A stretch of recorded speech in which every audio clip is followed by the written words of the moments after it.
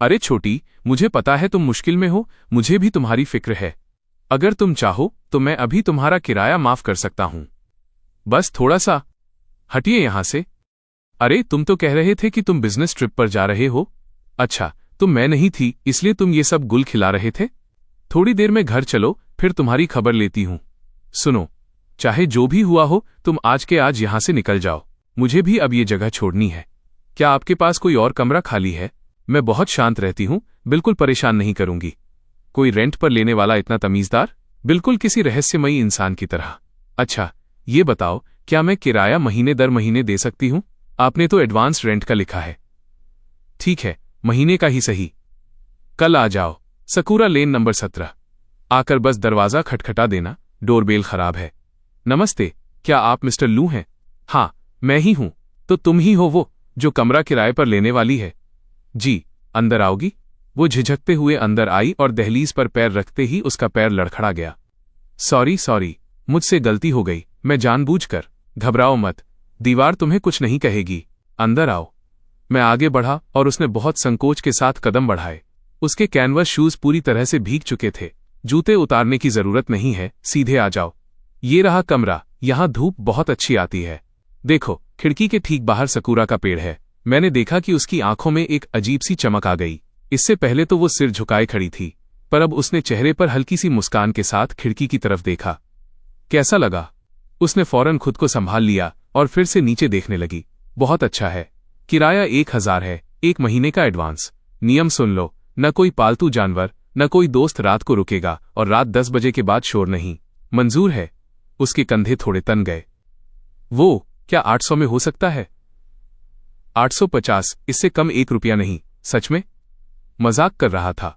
850 ठीक है, वरना रहने दो। जी, बिल्कुल मंजूर है। Thank you so much. ठीक है, तो कॉन्ट्रैक्ट साइन करो। अपना आईडी कार्ड दो, मुझे एंट्री करनी है। उसने अपने बैग से कांपते हाथों से आईडी निकाली। लिन वान वान, 19 साल। नाम काफी प्यारा है। क्या मैं आज ही शिफ्ट हो सकती हूं? तुम्हारी मर्जी। सामान ज्यादा नहीं है तो आसान होगा। चाबियां उसे थमा दी। रात को मैंने गलती से एक एक्स्ट्रा टमाटर अंडा नूडल्स का बाउल बना लिया। शायद अभी मकान मालिक बनने की आदत नहीं पड़ी थी। मैं 3 मंजिल ऊपर गया और दरवाजा खटखटाया, कोई जवाब नहीं मिला। जैसे ही मैं लौटने लगा, दरवाजा थोड़ा सा खुला और एक हाथ बाहर निकला। मैंने नूडल्स का कटोरा थमाया और दरवाजा धड़ाम से बंद हो गया। शुरू से लेकर आखिर तक मुझे उसकी परछाई तक नहीं दिखी। मतलब कम से कम एक बार थैंक यू तो बोल देती। अगले दिन जब मैं किचन साफ करने गया, तब मुझे समझ आया कि कोई मुझसे भी एक कदम आगे चल रहा था।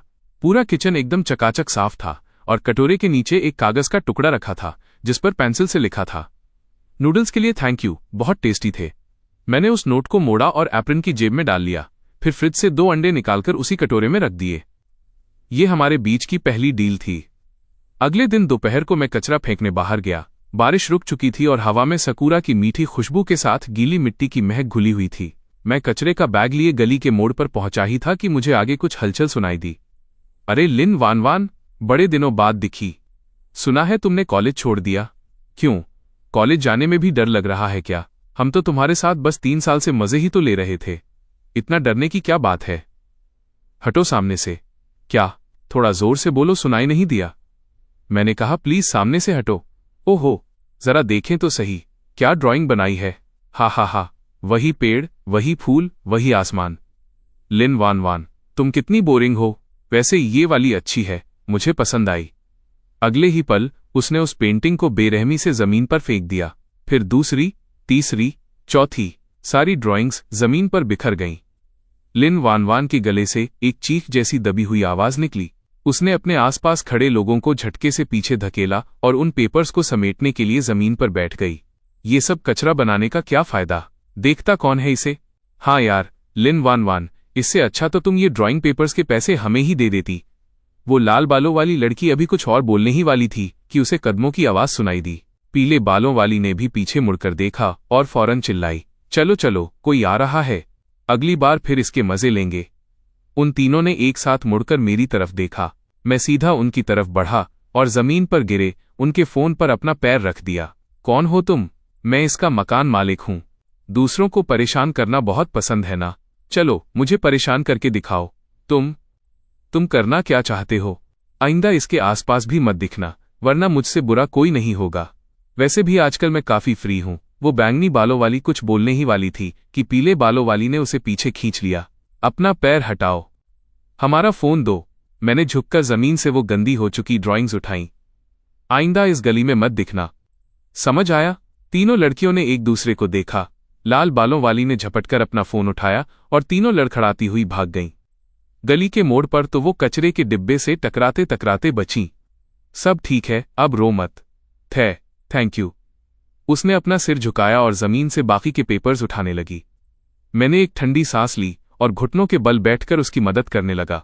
कई पेंटिंग्स खराब हो चुकी थीं, जिनमें से एक गुलाबी बैंगनी शाम के आसमान की थी। मिट्टी के पानी की वजह से उसके रंग फैल गए थे, जिससे उसमें एक अजीब सा ही खूबसूरत इफेक्ट आ गया था। मैंने देखा कि पेपर के कोने में एक छोटा सा सिग्नेचर था। आखिरी वाला एक स्केच था। जब मैंने उसे उठाया तो मैं हैरान रह गया। वो किसी सीनरी की पेंटिंग नहीं थी, बल्कि एक इंसान की थी जो किचन में एप्रन पहने अंडा फ्राई कर रहा था। हालांकि वो बस कुछ लाइनों का एक सिंपल स्केच था, पर मैं पहचान गया कि वो मैं ही हूं। पेपर के नीचे दाईं तरफ उसने एक छोटा सा सिग्नेचर किया हुआ था, जो बाकी पेंटिंग्स के मुकाबले काफी छोटा था। मैंने उस स्केच को पलटकर छुपा दिया, जैसे मैंने कुछ देखा ही न हो। ये लो, बहुत अच्छी ड्राइंग बनाती हो। Thank you landlord sir. अब मैं अंदर जाती हूं। उसने अपनी ड्राइंग बुक को छाती से चिपकाया और सिर झुकाकर गली के अंदर की तरफ भाग गई। मैं कुछ देर वहीं खड़े होकर उसे जाते हुए देखता रहा। फिर मैंने जमीन पर गिरे बाकी के फटे हुए पेपर्स उठाए, उन्हें डस्टबिन में डाला और घर आ गया। घर आकर मैं टेबल पर बैठ गया और काफी देर तक कंप्यूटर स्क्रीन को घूरता रहा। स्क्रीन पर मेरे उस रिमोट पार्ट टाइम प्रोजेक्ट का कोड खुला हुआ था, जो मुझे कुछ दिन पहले मिला था। प्रोजेक्ट मैनेजर मुझे 3 बार रिमाइंड करा चुका था और कोड की एक लाइन ऐसी थी जो ठीक होने का नाम ही नहीं ले रही थी। पर इस वक्त मेरे दिमाग में बस वही स्केच घूम रहा था, जिससे मैं काफी चिढ़ रहा था। जब कुछ समझ नहीं आया तो मैं सोने चला गया। अगले दिन सुबह मेरी आंख अलार्म से नहीं बल्कि धुएं की वजह से खुली। बहुत गाढ़ा धुआं। जैसे ही मैंने आंखें खोली, मैंने देखा कि दरवाजे के नीचे से हल्का ग्रे धुआं अंदर आ रहा है और कमरे में धीरे धीरे फैल रहा है। हवा में कुछ जलने की तेज बदबू थी। समझ नहीं आ रहा था कि क्या जल रहा है, पर जो भी था अच्छा नहीं था। मेरा पहला रिएक्शन था आग लग गई। दूसरा रिएक्शन था शिट। मैं एक झटके में बेड से उठा और नंगे पैर बेडरूम से बाहर भागा। लिविंग रूम धुएं से भरा हुआ था और उसका सोर्स था खुला हुआ किचन। मैं क्या? तुम क्या करना चाह रही हो? मेरा घर फूंकने का इरादा है क्या? सॉरी, मैं तो बस कल आपके नूडल्स बहुत अच्छे थे, इसलिए मैं आपके लिए ब्रेकफास्ट बनाना चाहती थी ताकि आपका एहसास चुका सकूं। एहसास चुकाना चाहती थी या मुझे जहर देना चाहती थी? नहीं, ये असल में एग पैनकेक होना चाहिए था, पर वो आटा शायद कुछ ठीक नहीं था। मैंने पानी बंद किया और मुड़कर उसे देखा। उसके बाईं भौं पर आटे का निशान था और दाईं गाल पर आंख के कोने से लेकर ठुड्डी तक काले रंग की राख लगी हुई थी, बिल्कुल किसी बिल्ली के बच्चे जैसी जो अभी अभी चूल्हे से बाहर निकला हो। मैं खुद को रोक नहीं पाया और हंस पड़ा। वो हैरान रह गई। ये पहली बार था जब उसने मुझे हंसते हुए देखा था, और शायद पहली बार मुझे भी लगा कि ये सब कितना अजीब और मजेदार है। चलो ठीक है, अब अपने हाथ दिखाओ, कहीं जले तो नहीं? नहीं, सच में नहीं जले तो छुपा क्यों रही हो? हाथ आगे करो। उसकी उंगलियों की खाल लाल हो चुकी थी। मैंने कहा, इसे तुम कह रही हो कि नहीं जले? वह चुप हो गई। मैंने एक ठंडी सांस ली, लिविंग रूम के मेडिकल बॉक्स से बर्न क्रीम निकाली और उसकी उंगलियों पर लगाने लगा। हाथ इधर लाओ। मेरी हथेली में उसकी उंगलियां हल्की सी कांप रही थीं और उसकी उंगलियों के पोर बिल्कुल ठंडे थे। आइंदा से किचन में कदम भी मत रखना। सुन लिया, पर कोई परवर नहीं। ब्रेकफास्ट और डिनर मैं बनाऊंगा, तुम बस बर्तन साफ करोगी। इसके बदले किराए में 50 रुपए कम हो जाएंगे, पर मेरा 850 तो पहले से ही बहुत कम है। तुम साफ करोगी या नहीं? करूंगी। ठीक है, ब्रेकफास्ट में एग फ्राइड राइस बनेगा। यहीं रुको। वो सॉरी, ये तुम्हारे खाते में जुड़ेगा। अगले महीने के किराए से काट लूंगा। वो पैन जब खरीदा था तो 120 का था, पुराना होने के हिसाब से तुम्हारे 68 रुपए बनते हैं। Thank you. आप जो किराया कम कर रहे हैं, मुझे सब पता है। कल आपने जो 850 कहा था वो भी जानबूझकर कम किया था। तुम्हें लगता है तुम्हारा किराया सबसे कम है? ऊपर जो 100 किलो का मोटू रहता है, उसने 3 दिन तक मेरा सिर खाया था, पर मैंने 900 से 1 रुपया कम नहीं किया। तुम्हारी क्या हालत है, तुम्हें खुद नहीं पता? अब ऐसे पागलों की तरह हंस क्यों रही हो? जाओ लिविंग रूम में वेट करो। जी ठीक है। Thank you landlord sir. उसके बाद से किचन हमारे बीच एक अजीब सी तय जगह बन गया। मैंने उसे किचन के अंदर आने से मना किया था, पर दरवाजे पर रुकने से नहीं। रोज शाम को करीब 5:30 बजे जब मैं एप्रन बांधकर चावल धोने और सब्जियां काटने लगता, तो वो तीसरी मंजिल से नीचे आ जाती और किचन के दरवाजे पर रखी लकड़ी की कुर्सी पर बैठ जाती। मैंने उस कुर्सी का नाम सुपरवाइजर की सीट रख दिया था।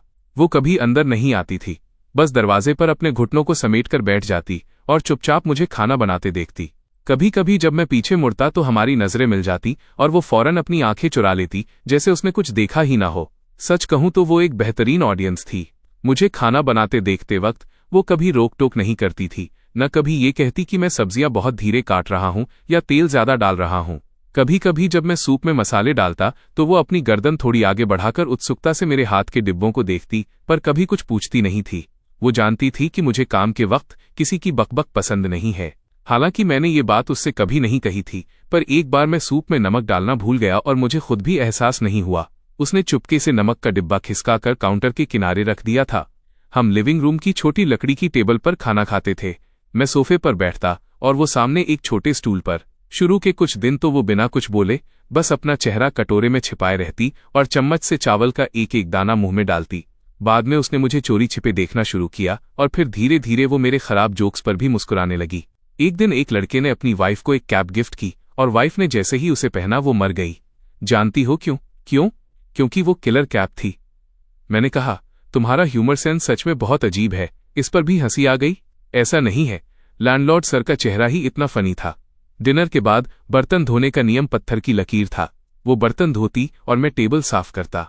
वो बहुत धीरे धीरे बर्तन धोती थी, लिक्विड सोप से झाग बनाती और एक एक बर्तन को इतनी बारीकी से साफ करती जैसे कोई केमिस्ट्री का एक्सपेरिमेंट कर रही हो। ये सब करने के बाद वो मुड़कर मेरी तरफ देखती और उसकी आंखों का मतलब होता था, क्या मैं अब जा सकती हूं? मैं हर बार कहता, जाओ, खाने के लिए थैंक यू। वो मेरे जवाब का इंतजार किए बिना ये कहती और फटाफट सीढ़ियों से ऊपर भाग जाती। जब ये रूटीन लगातार 7 दिनों तक चला तो मुझे डिनर का इंतजार रहने लगा। खैर, शायद मैं थोड़ा ज्यादा ही भुक्कड़ हूं। एक रात जब वो बर्तन धोकर ऊपर चली गई तो मैं सोफे पर लेटा फोन स्क्रॉल कर रहा था। तभी मुझे उसकी कल की फ्रेंड सर्कल पोस्ट मोमेंट्स दिखी। उसने परसों ही मुझे ऐड किया था। उसकी प्रोफाइल पिक्चर एक सफेद बिल्ली की थी और पोस्ट में बस एक फोटो थी, वही डिनर जो उसने क्लिक किया था। कैप्शन में बस 3 शब्द लिखे थे, बहुत खुश हूं। नीचे न कोई लाइक था न कोई कमेंट।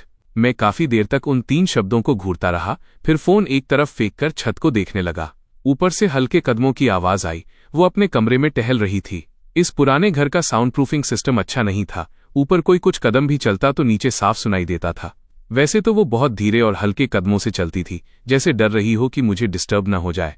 पर आज रात उसके कदम थोड़े तेज थे। वो कई बार इधर उधर चक्कर काट रही थी। मुझे थोड़ा अजीब लगा, पर मैंने ज्यादा नहीं सोचा। और मेरी गलती यही थी कि मैंने ज्यादा नहीं सोचा। रात के करीब 10 बजे मुझे अचानक ऊपर से एक भारी आवाज सुनाई दी, जैसे कोई दीवार से टकराया हो। फिर एक बहुत हल्की, घुटती हुई चीख आई। मैंने तुरंत अपनी जैकेट उठाई और ऊपर की तरफ भागा। लिन वान वान, लिन वान वान। कोई जवाब नहीं आया। मैंने अपना कान दरवाजे पर लगाया तो मुझे अजीब सी तेज तेज सांसों की आवाज सुनाई दी, बिल्कुल वैसे ही जैसे कोई डूबता हुआ इंसान पानी से बाहर आने के बाद सांस लेने के लिए तड़प रहा हो। तुम अंदर क्या कर रही हो? दरवाजा खोलो। मैं एक कदम पीछे हटा और पूरी ताकत से दरवाजे के लॉक पर लात मारी। दरवाजा दीवार से टकराकर वापस आया, जिसे मैंने एक हाथ से रोक लिया। कमरे में लाइट बंद थी, बस फोन की स्क्रीन की सफेद रोशनी छत पर पड़ रही थी। स्क्रीन अभी भी ऑन थी और उस पर धड़ाधड़ मैसेजेस के नोटिफिकेशंस आ रहे थे। वो बेड के कोने में दुबकी हुई थी। उसकी पीठ दीवार से कसी हुई थी और घुटने छाती से सटे हुए थे। वो खुद को समेटकर बिल्कुल छोटी सी बन गई थी। मेरी उसे सीधे छूने की हिम्मत नहीं हुई, पर मेरा छठा सेंस कह रहा था कि गड़बड़ उस फोन में ही है। मैंने जमीन से फोन उठाया। स्क्रीन पर एक के बाद एक डायरेक्ट मैसेजेस के नोटिफिकेशंस भरे पड़े थे। पूरा इनबॉक्स गालियों से पटा हुआ था। सबसे ऊपर एक भड़कीली प्रोफाइल पिक्चर वाले अकाउंट का मैसेज था, जिसका यूजर नेम था स्ट्रॉबेरी फ्लेवर लवली। उसमें स्क्रीनशॉट्स की एक लंबी सीरीज और कुछ टेक्स्ट लिखा था, सब लोग इस आर्टिस्ट से बचकर रहना। इसने प्रोफाइल पिक्चर के नाम पर मेरे 80 रुपए ठग लिए। मैंने फोन की स्क्रीन बंद करके उसे एक तरफ फेंका, नीचे झुका और बहुत आराम से अपना हाथ आगे बढ़ाकर उसके कंधे को छुआ। वो बुरी तरह चौंक गई और उसके गले से एक दबी हुई चीख निकली। लिन वान वान, मैं हूं। उसने कोई रिस्पॉन्स नहीं दिया। ये पैनिक अटैक के सिम्टम्स थे। मैंने पहले इसके बारे में एक आर्टिकल पढ़ा था और मैं पागलों की तरह उसमें बताए गए सॉल्यूशंस को याद करने की कोशिश करने लगा। मैं तुम्हारी हेल्प करता हूं। मैंने उसे गोद में उठाया ताकि उसे एक सही सपोर्ट मिल सके और उसे एक सेफ और कंट्रोल्ड माहौल मिल सके। इस वक्त उसे अकेला छोड़ना बिल्कुल ठीक नहीं था। मैंने उसे गोद में उठाया और बेड के किनारे आकर बैठ गया ताकि वो मेरे सीने से लगकर बैठ सके। उसके दिल की धड़कन किसी आउट ऑफ कंट्रोल मोटर की तरह धक धक धक करके बिना किसी तालमेल के बहुत तेज भाग रही थी। मैंने कंबल खींचकर उसे अच्छी तरह लपेट दिया। सब ठीक है, सब ठीक है। अपनी सांसों को थोड़ा धीमा करो, मेरे साथ साथ करो।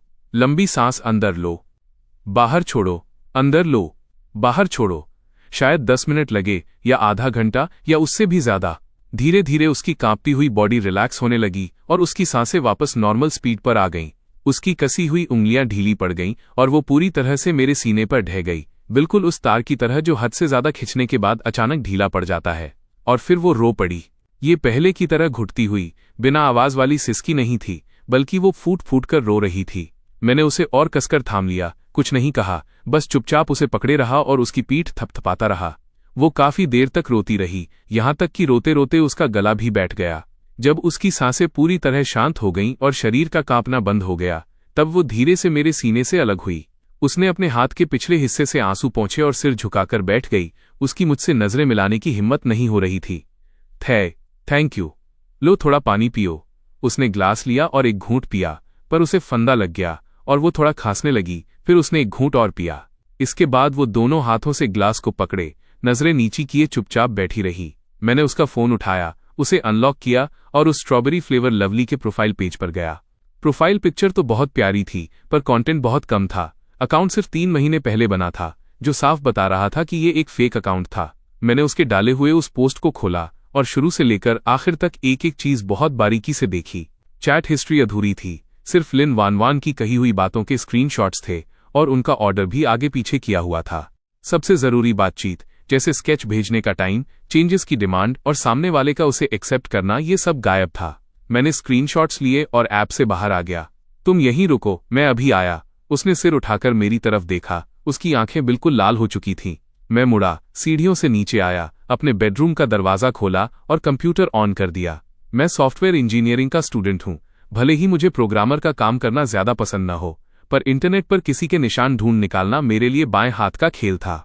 रात के 2:17 पर मैंने उस स्ट्रॉबेरी फ्लेवर लवली का असली आईपी एड्रेस ढूंढ निकाला, जो 3 अलग अलग प्लेटफॉर्म्स के सेम अकाउंट से जुड़ा हुआ था। सारे अकाउंट्स का लोकेशन एक ही जगह का था, मेन सिटी के यूनिवर्सिटी टाउन का एक हॉस्टल रूम। फिर उसी आईपी के जरिए मैंने दूसरे सोशल मीडिया प्लेटफॉर्म पर उसका एक शो ऑफ करने वाला पोस्ट ढूंढ निकाला, जिसमें लिखा था, आज फ्री में एक प्रोफाइल पिक्चर हाथ लग गई, मजा आ गया।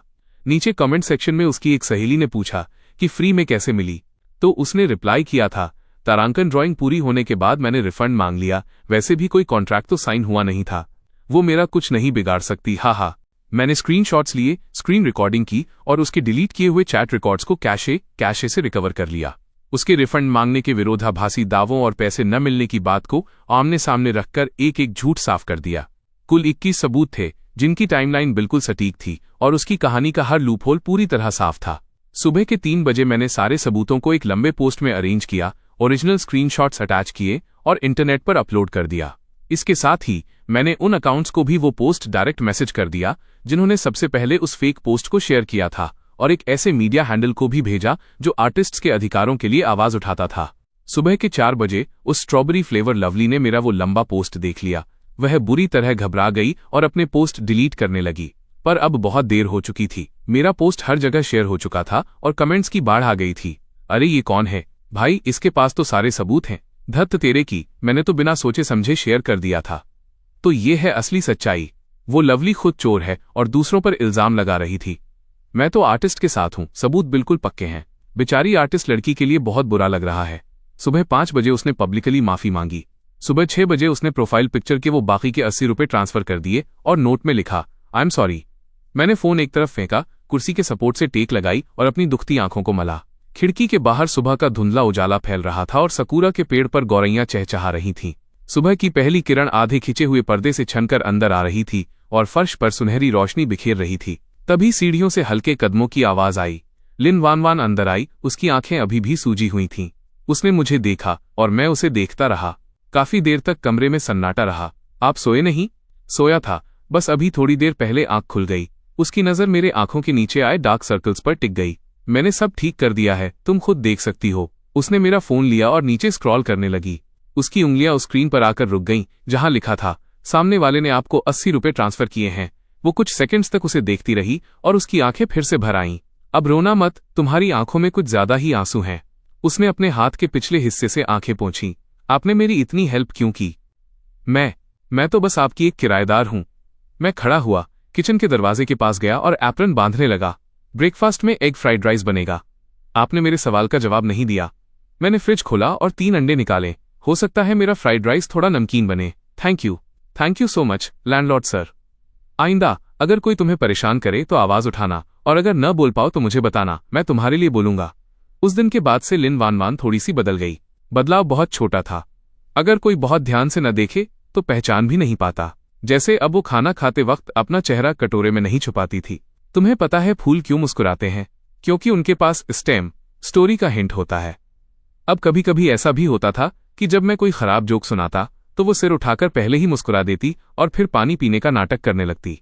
जैसे अब वो मुझसे 1 सेकंड से ज्यादा नजरें मिलाने की हिम्मत कर लेती थी। हालांकि उस 1 सेकंड के बाद अक्सर वो घबराहट में पानी का ग्लास ही गिरा बैठती थी। या फिर जैसे अब वो बर्तन धोते वक्त धीरे धीरे गुनगुनाने लगी थी। वो ऐसे गाने गुनगुनाती थी जिनका नाम मुझे नहीं पता था, पर उनकी धुन इतनी प्यारी होती थी जैसे सकूरा के पेड़ों से गुजरने वाली वसंत की ठंडी हवा। एक बार मैं जानबूझकर किचन के दरवाजे पर ही खड़ा रहा और हटा नहीं। मेरी वजह से उसकी आवाज धीरे धीरे कम होने लगी और आखिर में बिल्कुल बंद हो गई। उसके कान के किनारे किसी उबले हुए झींगे की तरह लाल हो चुके थे। गाती रहो न, काफी अच्छा गा रही थीं। उसने अपने हाथ के कटोरे को इतनी जोर से रगड़ा कि उससे आवाज आने लगी, और काफी देर तक खुद को रोकने के बाद उसके मुंह से बस इतना निकला, धुल गए। इसके बाद वो मुझे चकमा देकर फटाफट सीढ़ियों से ऊपर भाग गई। मैंने उसे इस तरह दुम दबाकर भागते हुए देखा और अपने मुंह में एक चेरी डाल ली। सच में बहुत मीठी थी। अप्रैल के बीच में आंगन के उस पुराने सकूरा के पेड़ से फूल गिरने शुरू हो गए। उसकी पंखुड़ियां गुलाबी बर्फ की तरह नीचे गिर रही थीं और पूरे आंगन में बिखर गई थीं। मुझे रोज सुबह दरवाजा खोलकर वहां झाड़ू लगानी पड़ती थी। लिन वान वान आंगन के कोने में बैठकर पंखुड़ियां चुनती थी। वो बिल्कुल साफ और पूरी पंखुड़ियों को छांटकर एक एक करके अपनी स्केच बुक में रख लेती थी। ये सब इकट्ठा करके क्या करोगी? बुकमार्क बनाऊंगी। तुम इतने बुकमार्क बना रही हो, क्या सच में इतनी किताबें पढ़ भी पाओगी? मैं आपको भी कुछ दे सकती हूँ। तुम देखकर अच्छे वाले चुन लेना। इसके बाद जब मैं आंगन में झाड़ू लगाता तो मेरी नजरें भी जमीन पर गिरी पंखुड़ियों को ढूंढने लगती थीं। अगले दिन मेरे मग के नीचे सकूरा का एक बुकमार्क दबा हुआ था जिसे बहुत अच्छे से लैमिनेट किया गया था। ट्रांसपेरेंट फिल्म के अंदर वो गुलाबी सफेद पंखुड़ी बिल्कुल सुरक्षित थी और उसके बगल में पेन से छोटी सी राइटिंग में लिखा था, लैंडलॉर्ड सर के एग फ्राइड राइस के लिए थैंक यू। मैंने उसे अपने बेड के पास रखी कंप्लीट कोड नाम की उस किताब में रख दिया जिसे मैंने पिछले 6 महीने से हाथ भी नहीं लगाया था। अप्रैल के तीसरे वीकेंड पर जब मैं दरवाजे के पास खड़े होकर कोल्ड ड्रिंक पी रहा था तब मुझे अचानक एक बात का एहसास हुआ। लिन वान वान को यहाँ रहते हुए करीब 20 दिन होने वाले थे, पर मैंने उसे कभी घर से बाहर जाते नहीं देखा था। सच कहूं तो उस दिन गली में घिर जाने के बाद से उसने आंगन के मेन गेट से बाहर एक कदम भी नहीं रखा था। वो बिल्कुल उस चिड़िया की तरह थी जिसने खुद को पिंजरे में बंद कर लिया हो। पिंजरे का दरवाजा खुला था पर वो बाहर नहीं जा रही थी। ऐसा नहीं था कि वो जाना नहीं चाहती थी, बल्कि वो डरती थी। मैंने उसे बाहर ले जाने का फैसला किया। सैटरडे की सुबह ब्रेकफास्ट के बाद मैंने एक शॉपिंग बैग उसके हाथ में थमा दिया। चलो सब्जी मंडी चलते हैं, सब्जियां लाने में मेरी हेल्प करना। मैं सब्जी मंडी? गली के बाहर बस 2 ब्लॉक छोड़कर ही है। पैदल 5 मिनट का रास्ता है और ज्यादा भीड़ भी नहीं होगी। इस वक्त सारे बुजुर्ग सब्जियां लेकर घर जा चुके होते हैं और दुकानदार भी झपकियां ले रहे होते हैं। वो अभी भी किचन के दरवाजे पर खड़ी थी और बाहर जाने का फैसला नहीं कर पा रही थी। मैं तुम्हें बाहर मिलने वाले रोस्टेड चेस्टनट खिलाऊंगा। उसकी आंखों में थोड़ी हलचल हुई जैसे वो कोई बड़ा फैसला ले रही हो। चलो भी लिन वान वान, तुम जिंदगी भर घर के अंदर बंद नहीं रह सकती। अगर तुम्हें सच में बहुत डर लग रहा है तो तुम मेरी जैकेट का कोना पकड़ सकती हो। 5 सेकंड के सन्नाटे के बाद आखिरकार उसने अपना पहला कदम बाहर की तरफ बढ़ा ही दिया।